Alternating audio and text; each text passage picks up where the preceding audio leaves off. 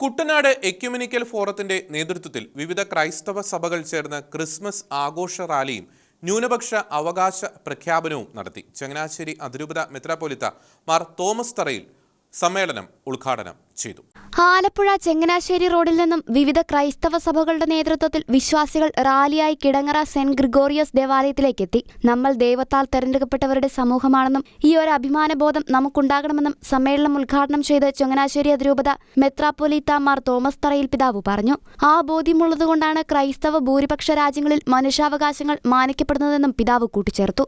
അപ്പോൾ പുൽക്കൂട്ടിൽ നമ്മുടെ കർത്താവ് പിറന്നു, നമ്മളെ രക്ഷിക്കാനായിട്ട് രക്ഷകൻ വന്നു എന്ന് പറയുമ്പോൾ ഇത്രമാത്രം സ്നേഹിക്കപ്പെട്ട ഒരു ജനതയാണ് നമ്മൾ എന്നുള്ളൊരു ബോധ്യം നമുക്ക് വേണം. നമുക്കറിയാമോ, ഈ ഒരു വലിയ ബോധ്യം, ഈ ഒരു വലിയ അഭിമാന ബോധം ക്രൈസ്തവ സമൂഹത്തിനുണ്ടായതുകൊണ്ടാണ് ക്രൈസ്തവ രാജ്യങ്ങളിലെല്ലാം മനുഷ്യാവകാശങ്ങളേറെ വളർന്നു. കാരണം മനുഷ്യന് വിലയുണ്ട്. മനുഷ്യനെ നമുക്ക് അവിടെ ഇവിടെയൊന്നും തള്ളിക്കളയാനായിട്ടാവില്ല. എത്ര വിലയില്ലാത്തവനാണെന്ന് കരുതി ഈ സമൂഹം മാറ്റി നിർത്തുന്നവരും വിലയുണ്ടെന്ന് സുവിശേഷം നമ്മളെ പഠിപ്പിച്ചു. കാലിത്തൊഴുത്തിൽ പറഞ്ഞ ഒരു കുഞ്ഞ് ദൈവപുത്രനാണെന്ന് പഠിപ്പിച്ചു. അങ്ങനെയാകുമ്പോൾ ഒരു വലിയ സാധ്യത മുന്നിൽ നിറയുകയാണ്. അതിന്റെ ഫലമായിട്ടുണ്ടായത് എന്താണ്? ക്രൈസ്തവ രാജ്യങ്ങളിലെല്ലാം മനുഷ്യാവകാശങ്ങൾ വളർന്നു, സ്വാതന്ത്ര്യം, അതൊക്കെ ഏറ്റവും കൂടുതൽ വളർന്നത് ക്രൈസ്തവ രാജ്യങ്ങളിലാണ്.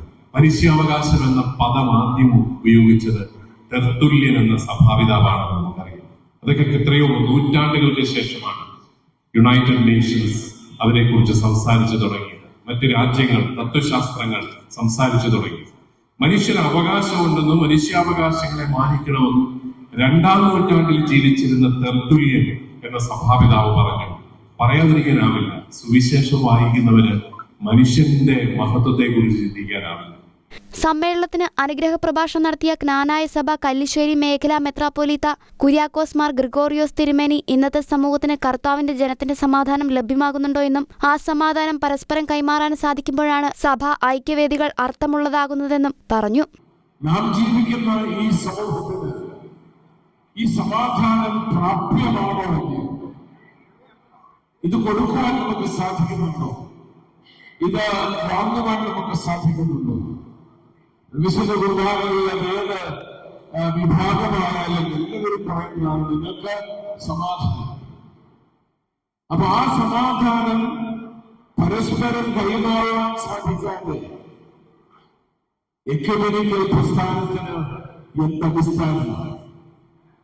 എക്യുമെനിക്കൽ പ്രസ്ഥാനം എന്ന് പറയുന്നത് സഭകൾ ഒരുമിച്ച് കൂടി വിവിധ ചെറിയ ചെറിയ വ്യത്യാസങ്ങളൊക്കെ വിശ്വാസത്തിലും ആരാധന ക്രമീകരണത്തിലൊക്കെ കാണുമായിരിക്കും. പക്ഷെ ആത്യന്തികമായി യേശുക്രിസ്തു രക്ഷകനാണെന്ന് പ്രഘോഷിക്കുന്ന സമൂഹങ്ങളുടെ കൂടിവരവാണ് വാസ്തവത്തിൽ എക്യുമെനിസം. കുട്ടനാട് എക്യുമെനിക്കൽ ഫോറം രക്ഷാധികാരി ഫാദർ മാത്യു കവിരായിൽ യോഗത്തിൽ അധ്യക്ഷത വഹിച്ചു. Kuttanad ecumenical forum general convener Jino Joseph Kalathil, father Joseph Kattappuram, Kottayam അതിരൂപത വികാരി general father Michael Vettikattu, Josy Dominic Theveri, Sonichan Pulinkunnu, Kuttanad ecumenical forum convener Shibu Lukose തുടങ്ങിയവർ സമ്മേളനത്തിൽ പങ്കെടുത്തു. സമ്മേളനത്തോടനുബന്ധിച്ച് വിവിധ ക്രൈസ്തവ സഭകളുടെ നേതൃത്വത്തിൽ മാർത്തോമ നസ്രാണികളുടെ പുരാതന കലാരൂപങ്ങളും നടത്തപ്പെട്ടു. ഷെക്കനാനൂസ്, ആലപ്പുഴ.